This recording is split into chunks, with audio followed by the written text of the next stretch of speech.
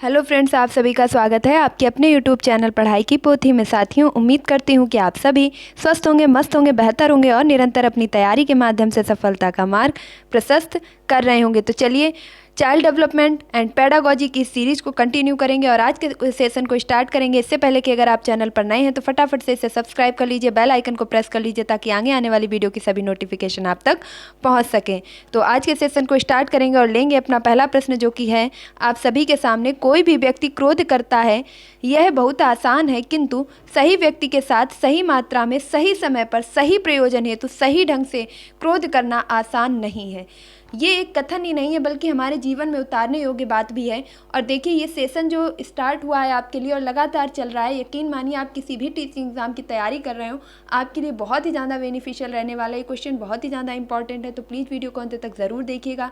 KVS, PRT, DSSB, CTET, TET, UP TET, इसके साथ साथ सुपर टेट, अन्य सभी टीचिंग एग्जाम के लिए बहुत ही ज़्यादा आपके लिए महत्वपूर्ण रहने वाला है। तो ये कथन आप जो आज पढ़ रहे हैं, इसे आप कभी भी नहीं भूलेंगे, क्योंकि ये आपके जीवन से जुड़ा हुआ है। क्रोध हम सभी को आता है, लेकिन वह जो है करना बहुत आसान है। क्रोध को करना बहुत ही आसान है, लेकिन किंतु सही व्यक्ति के साथ, हम किसके साथ क्रोध कर रहे हैं ये भी ध्यान में रखना होता है, और कितनी मात्रा में कर रहे हैं ये भी ध्यान रखें। ऐसा नहीं कि क्रोध में हम अपनी सीमा को ही भूल जाएं। सही समय पर करें, समय का भी हमें ध्यान रखना चाहिए कि वह समय क्या है जब हम क्रोध कर रहे हैं। सही प्रयोजन, कारण भी सही होना चाहिए। ऐसा नहीं है कि हम जिस चीज़ के लिए बहस कर रहे हैं, जिस चीज़ के लिए क्रोध कर रहे हैं, और पीछे जाके अगर हम देखते हैं कि उस क्रोध का कारण क्या था तो प्रयोजन कुछ भी नहीं होता है। तो ऐसा भी क्रोध नहीं करना है।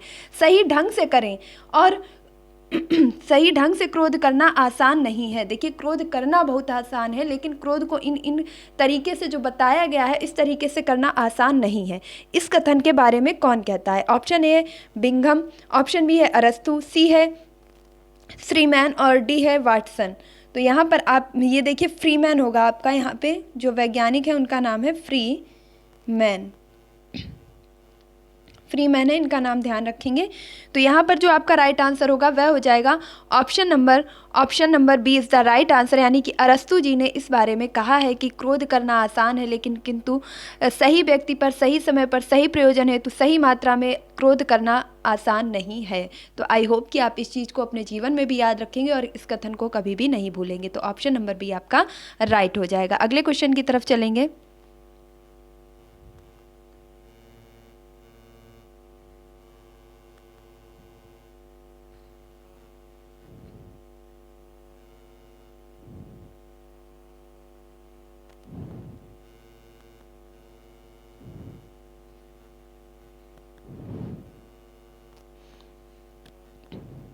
अगला प्रश्न है, किस विधि में उद्दीपक अनुक्रिया के मध्य होने वाले संबंधों का अध्ययन किया जाता है? किस विधि में उद्दीपक अनुक्रिया के मध्य होने वाले संबंधों का अध्ययन किया जाता है? ऑप्शन ए है प्रश्नकर्ता विधि में, ऑप्शन बी है मनोभौतिक विधि में, ऑप्शन सी है आत्मनिष्ठ अंकन विधि में, और ऑप्शन डी है प्रयोगात्मक विधि में। देखिए, प्रश्नकर्ता विधि में हम क्या कर रहे हैं? उद्दीपक और अनुक्रिया, कोई उद्दीपक है उसके बाद अनुक्रिया हो रही है, हम प्रश्न कर रहे हैं। तो प्रश्नकर्ता विधि में तो ऐसी चीज़ संभव नहीं है, क्योंकि हम प्रश्न कर रहे हैं, सामने वाला हमें उत्तर दे रहा है, उसने एक उद्दीपक लिया, अपनी अनुक्रिया की, लेकिन उसके मध्य जो संबंध बन रहा है वह प्रश्नकर्ता विधि के अंतर्गत नहीं किया जा सकता। नेक्स्ट है मनोभौतिक विधि। तो ये किसी मनोभौतिक विधि की बात नहीं है। आत्मनिष्ठा का अंकन करना, यानी कि आत्मनिष्ठा का अंकन करना, तो जो हम खुद के बारे में अंकन कर रहे हैं, खुद के बारे में कोई चीज़ सोच रहे हैं, खुद से कर रहे हैं, तो उसके बीच में हम संतुलन नहीं बना पाएंगे कि उद्दीपक क्या था, अनुक्रिया क्या था। हम बीच के संबंधों का अध्ययन नहीं कर पाएंगे, बल्कि हम खुद के लिए रिस्पॉन्ड करेंगे। नेक्स्ट है आपका प्रयोगात्मक विधि। तो प्रयोगात्मक विधि के बारे में हम ये जान पाते हैं कि जो उद्दीपक था उसके बाद जो अनुक्रिया हुई थी, अब हम प्रयोग करते हैं उस पर पुनः, और फिर देखते हैं कि बीच में क्या संबंध बन रहा था। तो इस प्रकार आपका जो राइट आंसर होगा option number D is the right answer. Next देखेंगे, अगला प्रश्न आप सभी के सामने स्क्रीन पर है कि राष्ट्रीय शैक्षिक अनुसंधान एवं प्रशिक्षण परिषद ने बुद्धि के शिक्षण के लिए कौन सा विभाग खोला है? यहाँ आपके राष्ट्रीय शैक्षिक अनुसंधान प्रशिक्षण संस्थान की बात हो रही है। ऑप्शन आपके सामने है। ऑप्शन ए है श्रम एवं रोजगार विभाग, बी है मनोविज्ञान विभाग, सी है राष्ट्रीय भौतिक विभाग, और डी है उपरोक्त में से कोई नहीं। देखिए, बुद्धि के परीक्षण की बात की जा रही है, बुद्धि के शिक्षण की बात की जा रही है, तो श्रम और रोजगार से कोई मतलब नहीं होगा। राष्ट्रीय भौतिक विभाग बिल्कुल नहीं, हम बुद्धि की बात करें जो कि कोई भौतिक चीज़ नहीं है, और यह मनोगत्यात्मक चिंतन है, आपका मानसिक चिंतन है, तो यहाँ भौतिक भी नहीं होगा। जब ये दो नहीं है तो उपयुक्त में से कोई नहीं हो ही नहीं सकता है। तो option number B is the right answer. इन्होंने मनोवैज्ञानिक विभाग की स्थापना यानी मनोविज्ञान विभाग की स्थापना की है। अगला प्रश्न देखेंगे और नेक्स्ट क्वेश्चन है कि प्रश्न कह रहा है निम्नलिखित में शिक्षक केंद्रित शिक्षण अवयव है, मतलब जो आपको कुछ शिक्षण के अवयव दिए जा रहे हैं इनमें से कौन सा शिक्षक केंद्रित है, मतलब शिक्षक उसमें जो है केंद्र में है, शिक्षक ही अपने द्वारा सब कुछ कर रहा है, या सीधी सी भाषा में कहें कि शिक्षक नेता बना हुआ है। ऑप्शन ए है प्रजातांत्रिक शिक्षण अवयव, प्रभुत्ववादी शिक्षण अवयव, ऑप्शन सी है उपर्युक्त दोनों, और ऑप्शन डी है इनमें से कोई नहीं। तो यहाँ पर जो आपका राइट आंसर होगा वह हो जाएगा option number B is the right answer, यानी कि प्रभुत्ववादी शिक्षण अवयव। देखिए, प्रजातांत्रिक माहौल होगा तो उसमें हम सभी अपने विचार रख सकते हैं, लेकिन शिक्षक केंद्रित अगर शिक्षण हो रहा है तो उसमें क्या होगा, प्रभुत्ववादी शिक्षण होगा। शिक्षण सिर्फ और सिर्फ शिक्षक के निर्देश के अनुसार ही चलने वाला है और बच्चे उसके सिर्फ जो है मूक दर्शक होने वाले हैं। तो option number B is the right answer. अगले क्वेश्चन की तरफ चले।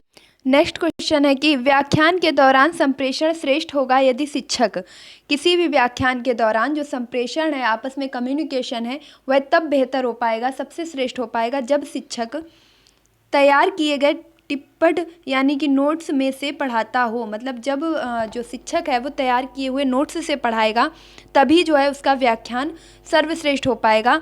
ऑप्शन बी है नोट्स तैयार करके आता है और उन्हें मार्गदर्शिका के रूप में प्रयोग करे, मतलब नोट्स को पहले से घर से तैयार करके आ रहा है और अब वो नोट्स से नहीं पढ़ा रहा है बल्कि नोट्स के मार्गदर्शन में पढ़ा रहा है। ऑप्शन सी है तात्कालिक व्याख्यान प्रस्तुत करे, मतलब किसी भी व्याख्यान पर तुरंत तत्काल अपनी प्रतिक्रिया प्रस्तुत करे। ऑप्शन डी है दूसरे क्षेत्रों से उद्धरण देते हुए तात्कालिक व्याख्यान प्रस्तुत करे, मतलब दूसरे क्षेत्र में सिमिलर प्रॉब्लम को उठा करके लाने से और उसी प्रॉब्लम को उदाहरण देते हुए बच्चों को सिमिलर चीज़ों से इंटरेक्ट करवा के बता रहा है, व्याख्यान दे रहा है और तुरंत उनकी प्रस्तुति कर रहा है। तो यहाँ पर राइट आंसर क्या होगा आपका?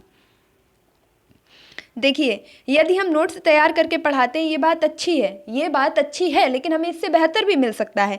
नोट्स बना करके पढ़ाता है तो इससे बेहतर है कि नोट्स तैयार करके आए और उसके मार्गदर्शन में पढ़ाए, क्योंकि देख देख के पढ़ाना तो इतना अच्छा नहीं होगा कि हम आपस में अच्छे से कम्युनिकेशन कर पाएँ, हमारा ध्यान तो उस चीज़ को देखने में ही लगा रहेगा। अब ऑप्शन हमारा इससे भी बेहतर दूसरा हो सकता है कि हम नोट्स को रख लेते हैं, उसका मार्गदर्शन ले लेते हैं, हमने उससे तैयारी कर ली, अब हम बिना देखे पढ़ा रहे हैं। लेकिन इससे भी बेहतर ये हो सकता है कि हम किसी चीज़ को नोट्स के अलावा, क्योंकि समस्याएं जरूरी थोड़ी ना है कि बता के आएंगे अब इस चीज़ पे आप समस्याओं पर जो है अपना व्याख्यान दीजिएगा। मान लीजिए कि कोई तात्कालिक प्रश्न हमारे सामने आता है तो हम उस पर क्या करेंगे, तुरंत तत्काल प्रस्तुत करेंगे अपनी व्याख्या को। ये ऑप्शन सही हो सकता था तब जब चौथा हमें इससे बेहतर ना दिया होता। चौथा ऑप्शन हमें इससे भी बेहतर दिया है जो इन तीनों को अपने आप में समेट लेता है, और वह है कि और अगला ऑप्शन है आपके सामने दूसरे क्षेत्रों से उद्धरण देते हुए, मतलब हम बच्चे को ऐसे समझाएंगे जब हमारे सामने कोई समस्या आएगी तो हम कहेंगे देखो ऐसी ही समस्या यहाँ पर भी थी और फिर ये उसके जो है निष्कर्ष निकाले गए और उसके बारे में तुरंत तत्काल अपनी प्रतिक्रिया और व्याख्यान देना प्रारंभ कर देंगे। इस चीज़ से बच्चे दोनों समस्याओं के बीच में अंतर कर पाएंगे, तुलना कर पाएंगे, जिससे वे सबसे अच्छा कम्युनिकेशन कर पाएंगे। तो option number D is the right answer. अगला क्वेश्चन देखेंगे। नेक्स्ट क्वेश्चन आप सभी के सामने स्क्रीन पर है कि शिक्षण में उत्तम प्रणाली वह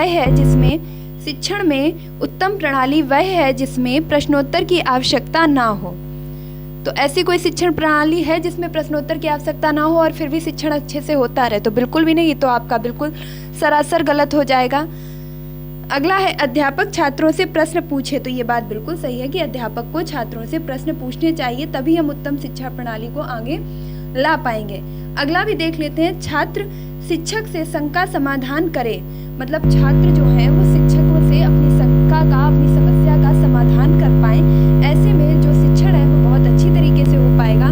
तो ये बात भी बिल्कुल ठीक है, यानी कि अगर अध्यापक प्रश्न पूछ रहा है ये भी ठीक है, और अगर बच्चा अपने आप से स्वयं से अपनी शंकाओं का समाधान कर रहा है तो ये बात भी ठीक है। तो ये दोनों आपके सही हैं। अगला देखेंगे अध्यापक और छात्र दोनों प्रश्न पूछें। तो ये बात तो बिल्कुल भी ठीक है, और इस फोर्थ ऑप्शन ने क्या किया है, इन दोनों ही ऑप्शन को अपने में समाहित कर लिया है, यानी कि ये व्यापक दृष्टि से दोनों के ही बारे में बात कर रहा है कि अध्यापक भी प्रश्न बच्चे से पूछें जो उन्होंने सिखाया है, और बच्चे भी अध्यापक से प्रश्न पूछें जहाँ पर उनको शंका है। तो ऊपर के दोनों ऑप्शंस को खारिज करते हुए ऑप्शन नंबर 4 जो है बिल्कुल लीड ले रहा है कि ऑप्शन नंबर 4 आपका राइट हो जाएगा कि अध्यापक और छात्र दोनों प्रश्न पूछें, और जब दोनों प्रश्न पूछेंगे तो बच्चे और अध्यापक दोनों सक्रिय होंगे, और जब दोनों ही सक्रिय होंगे तो शिक्षण कैसा होगा, शिक्षण सबसे उत्तम प्रणाली से संपन्न हो पाएगा। अगले प्रश्न की तरफ चलते हैं और नेक्स्ट क्वेश्चन है कि अगला प्रश्न आपसे कह रहा है विकास एवं वृद्धि हैं, विकास एवं वृद्धि हैं। ऑप्शन ए है एक दूसरे के विरोधी, एक दूसरे के समान, एक दूसरे के पूरक, इनमें से कोई नहीं। देखिए विकास एवं वृद्धि एक दूसरे के विरोधी हैं, ऐसा तो हम बिल्कुल भी नहीं कह सकते हैं, क्योंकि जैसे जैसे हमारी वृद्धि होती है वैसे ही वैसे हमारा विकास भी होता है। इवन अगर हम कह सकें कि विकास और वृद्धि दोनों साथ साथ चलते हैं तो ये चीज़ भी बिल्कुल ठीक होगी, लेकिन वृद्धि आपकी एक समय के बाद रुक जाती है जबकि विकास आपका जीवन पर्यंत चलता है। लेकिन इस स्थिति में ये विरोधी बिल्कुल भी नहीं है। जैसे जैसे हमारी शारीरिक वृद्धि होती है वैसे वैसे ही हम परिपक्व होते हैं और हमारी जो विकास की वृद्धि है, गति है, वह भी तेज हो जाती है। अगर हमारी वृद्धि अच्छी नहीं होगी, ग्रोथ अच्छी नहीं होगी, तो हमारे विकास यानी डेवलपमेंट पर भी असर देखने को मिलता है। तो इस प्रकार ये दोनों चीज़ें क्या हैं, एक दूसरे के विरोधी बिल्कुल भी नहीं है। एक दूसरे के समान है, तो समान इसलिए नहीं हो सकते हैं क्योंकि मैंने अभी अभी आपको बताया वृद्धि एक स्तर पर आकर के रुक जाती है, जबकि जो विकास होता है वो क्या होता है, वो जीवन पर्यंत चलता रहता है। वृद्धि आपकी शारीरिक है, आपके जैसे हाथ हैं, पैर हैं, इत्यादि चीज़ें हैं, वो एक समय के बाद बढ़ना बंद हो जाती हैं, लेकिन जो विकास है वो व्यक्ति का जीवन पर्यंत चलता रहता है। तो ये समान भी नहीं है, विरोधी भी नहीं है, इनमें से कोई सही नहीं है। ऐसा इसलिए नहीं कह सकते हैं क्योंकि ये एक दूसरे के पूरक हैं, यानी कि यदि वृद्धि नहीं होगी तो विकास अच्छा नहीं होगा, और अगर डेवलपमेंट अच्छा नहीं हो रहा है, हमारा विकास अच्छा नहीं हो रहा है, तो हमारी वृद्धि भी उतनी अच्छी नहीं हो पाएगी। यानी कि ग्रोथ एंड डेवलपमेंट दोनों एक दूसरे के पूरक होते हैं। तो option number C is the right answer. Next देखेंगे, अगला प्रश्न है सामाजिक एवं संवेगात्मक विकास साथ साथ चलते हैं। ये बात बिल्कुल ठीक है कि जो सामाजिक विकास है एवं संवेगात्मक विकास है ये दोनों साथ साथ चलते हैं, बिल्कुल, क्योंकि अगर हमारा समाज और वातावरण हमारे अनुकूल नहीं है, अच्छा नहीं है, तो यकीन मानिए हमारे संवेग भी उतने अच्छे नहीं होंगे। और इसका सबसे अच्छा उदाहरण है कि एक शांत माहौल में, एक शिक्षित परिवार में और अच्छे समाज में रहने वाले बच्चे के संवेग अगर आप देखेंगे तो स्थिर होंगे, उसे ना ही बहुत जल्दी क्रोध आएगा और ना ही जरा जरा सी बात पर हंसी आएगी, या कह सकते हैं ना ही वो किसी चीज़ के लिए जिद करेगा, ना ही अपने आप में वह कभी विचलित होगा।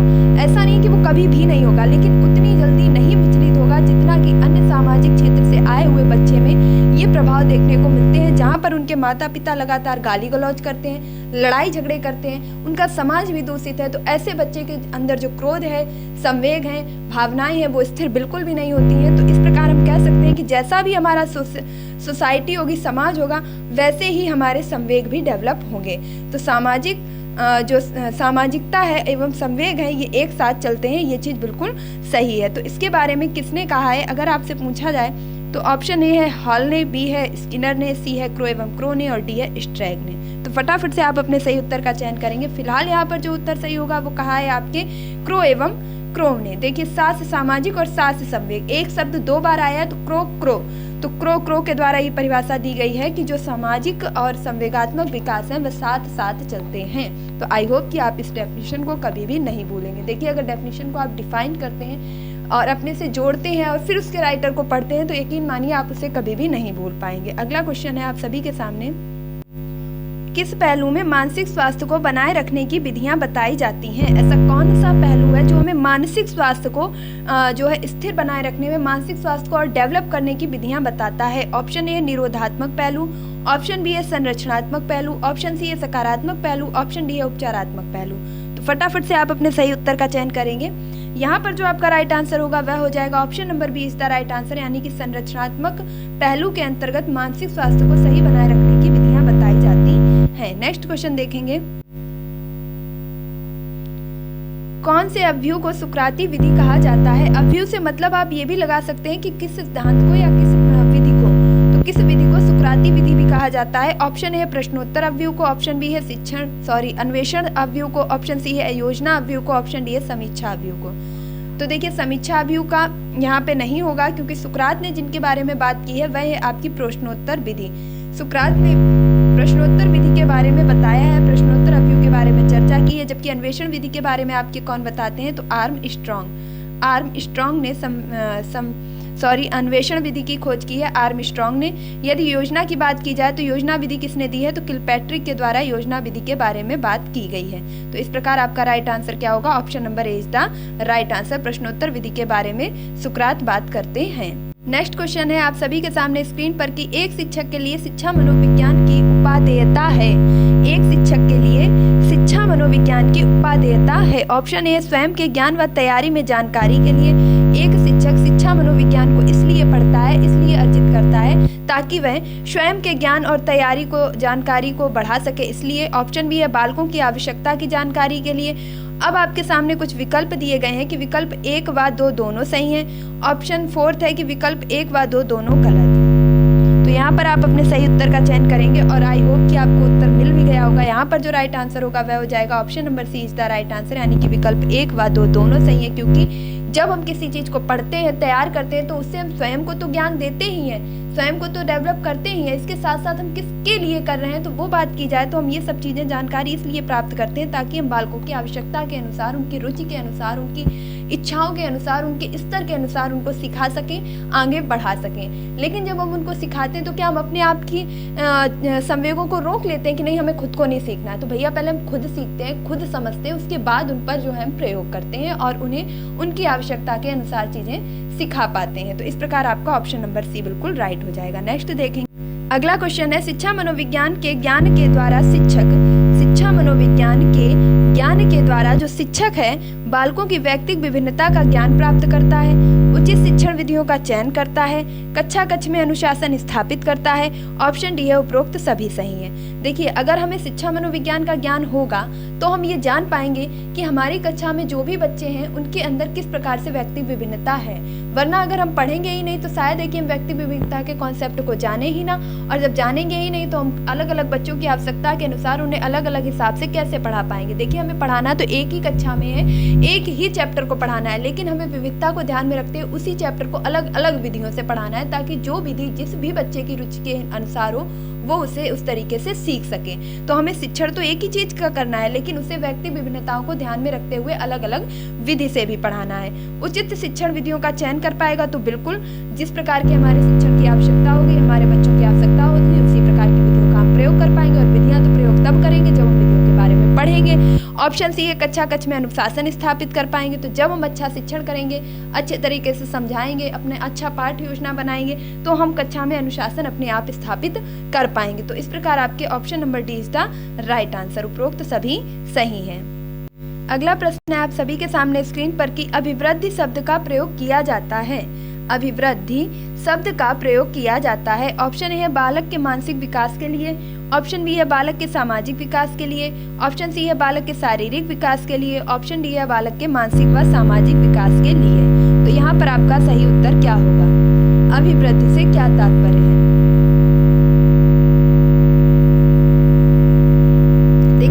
वृद्धि मैंने अभी आपको बताया था कि वृद्धि कैसी होगी, एक समय के बाद रुक जाएगी, और रुकेगी कब, क्योंकि वह शारीरिक होगी।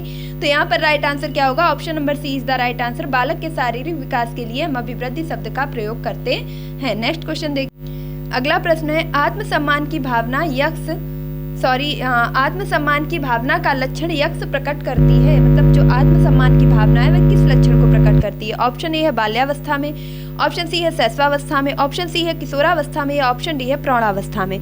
तो किस अवस्था में हमें ऐसे लक्षण आने लगते हैं कि हमारी भी अपनी आत्मसम्मान है, अपना सम्मान के बारे में सोचने लगते हैं। तो इन सब चीज़ों के बारे में हम कब सोचते हैं, बाल्यावस्था में बिल्कुल भी नहीं, कोई शर्म नहीं होती, बिंदास कपड़े गंदे करते हैं, खूब अगर मन में आया उल्टा सीधा बोलना है तो बोलना है, चाहे वो पापा हो, चाहे वो मम्मी हो, चाहे कोई भी घर का सदस्य हो, में ना आत्मसम्मान होता है और ना हम किसी को देना चाहते हैं। तो बाल्यावस्था में हम किसी भी प्रकार के सम्मान और इन सब चीज़ों पे बिल्कुल भी ध्यान नहीं देते हैं। शैशवावस्था में तो हमें यही नहीं पता होता कि हमारे पैंट में कब हमने सूसू कर ली है, कब हमने पोटी कर ली है, हमें ये भी नहीं पता होता कि हम किसकी गोदी में पोटी कर रहे हैं, कहाँ पे हम गिर रहे हैं, कैसे क्या कर रहे हैं। तो सम्मान जैसी कोई भी भावनाएं हमारी शैशवावस्था में देखने को बिल्कुल भी नहीं मिलती हैं। लेकिन जब हमारी किशोरावस्था आती है तो किशोरावस्था क्योंकि संवेगों की सबसे ज़्यादा जटिल अवस्था होती है, जिसे स्टेनले हॉल के द्वारा आपके तूफान, तनाव और संघर्ष की अवस्था भी कहा गया है। इसी अवस्था में बच्चा ये चाहता है कि हमारे विचारों को समाज में सम्मान मिले, हम भी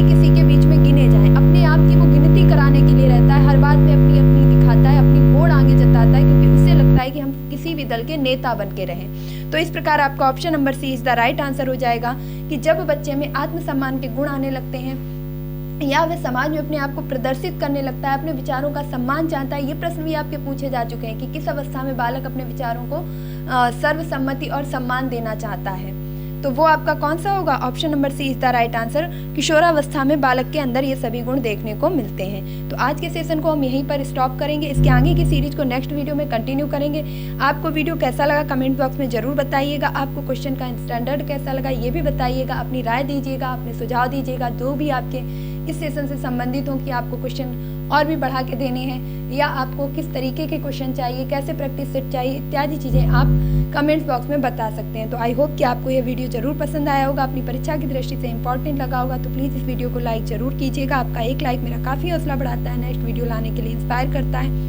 और अगर आप चैनल पर नए हैं तो फटाफट से इसे सब्सक्राइब कर लीजिएगा, बेल आइकन को प्रेस कर लीजिएगा ताकि आगे आने वाली वीडियो की सभी नोटिफिकेशन आप तक पहुंच सकें। अपने दोस्तों के साथ इसे जरूर शेयर कीजिएगा। मिलती हूँ अपने नेक्स्ट वीडियो में, तब तक के लिए खुश रहिए, मस्त रहिए, पढ़ाई में निरंतरता बनाए रखिए, अपने माता पिता गुरुजनों का सम्मान कीजिए और प्लीज पढ़ाई की पोथी को सपोर्ट कीजिए। तो आई होप कि आपने इस चैनल को अभी तक जरूर सब्सक्राइब कर लिया होगा। धन्यवाद and thank you for watching this video.